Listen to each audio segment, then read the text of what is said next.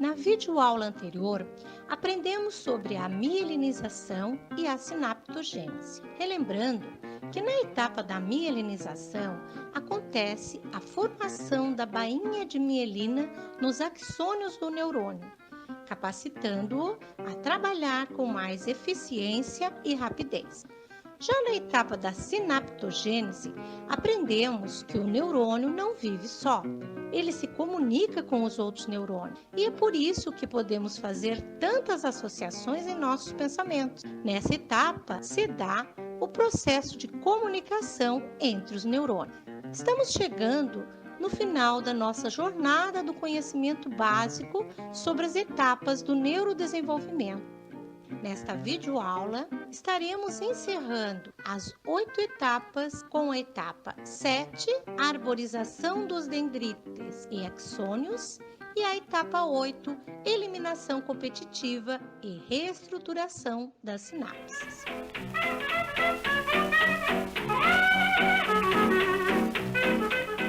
A sétima etapa do neurodesenvolvimento é a arborização dos dendrites e também dos axônios. Nós vimos até agora a neurulação, onde o tubo neural foi formado, que é o início do sistema nervoso. Nós vimos que os neurônios foram produzidos, logo depois eles migraram cada um para o seu local específico. Aqueles que não conseguiram lugar morreram, né? Ficaram sem função. Logo depois, então, o neurônio começou a se especializar e também a se comunicar com os seus vizinhos.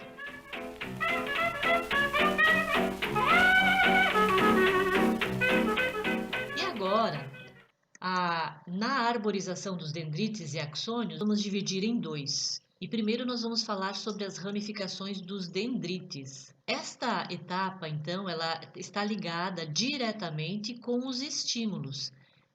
Essa ramificação dos dendrites, a especialização desses dendrites vão tornar o neurônio cada vez mais apto e também mais atento, com maior capacidade de captar os estímulos do meio externo. Essa fase começa com 5 meses intraútero, tem o seu pico máximo do nascimento até por volta dos 6 anos, mas continua para o restante da vida, porém com menos intensidade. Mas isso também depende muito do uso, o uso e a estimulação que se faz.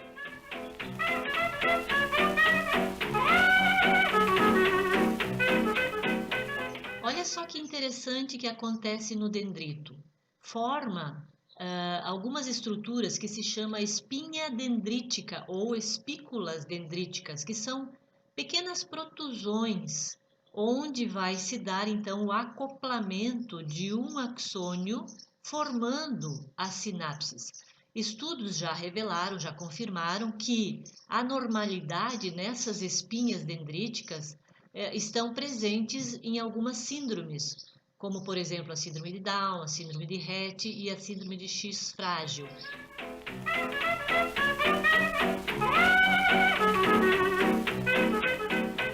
A segunda parte desta etapa é a formação de colaterais no axônio. Essa parte é a formação de galhos ou atalhos que acontecem no axônio, que vai possibilitar a esse neurônio maior agilidade e maior associação das informações. Essa fase ela começa com 5 meses intraútero, tem o seu pico máximo entre o nascimento até por volta dos 6 anos. E ela continua pelo restante da vida com mais lentidão, porém depende também do uso e estimulação.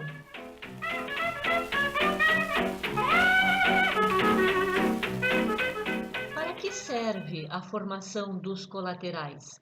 A formação desses colaterais são muito importantes para o processamento e a eficiência do cérebro.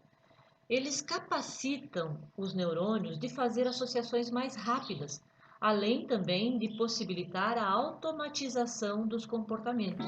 Por exemplo, você não precisa gastar muita energia do cérebro para escovar os dentes. Você já faz os movimentos automaticamente. Você não precisa pensar nos movimentos enquanto escova os dentes. É assim com toda a aprendizagem automatizada, como por exemplo se vestir, dirigir o carro ou andar de bicicleta. Veja só o que Maria Aparecida Domingues fala. Ela diz assim: os colaterais formam-se pelo uso e estimulação dos neurônios, proporcionando um pensamento, uma percepção mais ampla de determinado ensinamento, com conclusões associativas e abrangentes, o que caracteriza a gnosia. Funciona como um atalho, possibilitando maior velocidade e maior integração entre os neurônios. Quanto maior o número de colaterais, maior a associação de estímulos captados. A formação dessa estrutura está diretamente relacionada ao uso e estimulação, ou seja, à malhação cerebral.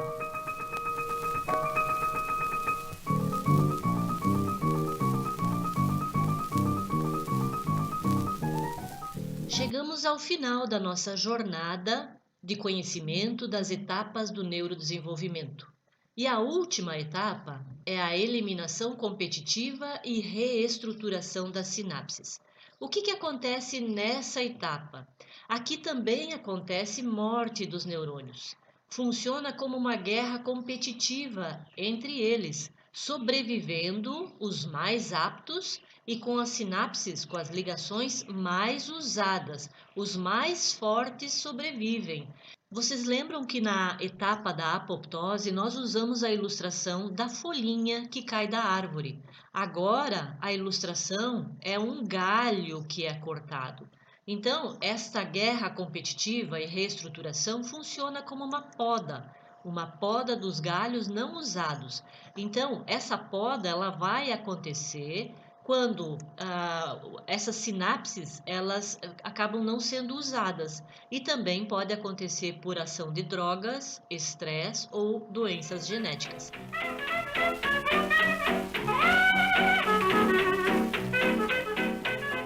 Nesta animação, nós podemos ter uma pálida ideia do fortalecimento e enfraquecimento das sinapses. Observem as ligações no fundo, elas simplesmente murcham. Essa fase inicia aos 4 meses depois que a criança nasce, atingindo seu máximo na puberdade e adolescência, e claro, isso vai permanecer por toda a vida, porém de forma mais lenta.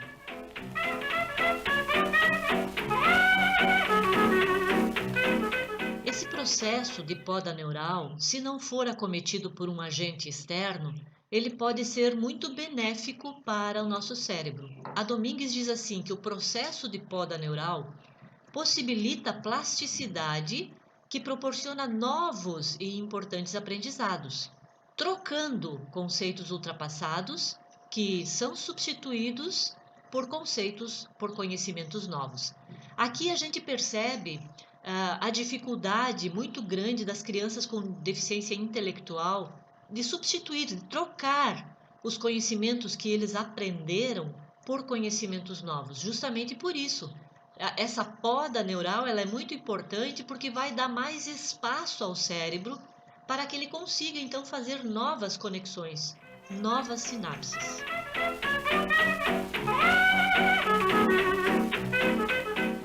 E para concluirmos, nós trouxemos aqui para vocês um resumo do que acontece no cérebro da criança nessa primeira infância, depois então que a criança nasce.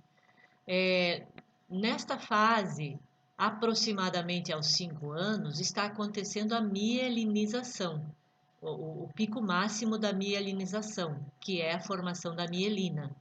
Nesta fase também está acontecendo a sinaptogênese, que é a comunicação dos neurônios, que também tem o seu pico máximo aos 6 anos. Também está acontecendo a arborização dos dendrites e axônio, também nessa fase. e a eliminação e reestruturação das sinapses, que é na puberdade e adolescência que dá o seu pico máximo. E o interessante é que a criança com deficiência, ela tem falha nesse processo. Esse processo ele se dá com muito mais lentidão. E a Elder traz o conceito de viscosidade genética para explicar esse problema da deficiência intelectual. Há uma lentificação no desenvolvimento do deficiente intelectual e essa lentificação tem como consequência uma viscosidade em seu raciocínio. Então, a criança com deficiência, o cérebro dela está se desenvolvendo, porém, ele se desenvolve com mais lentificação.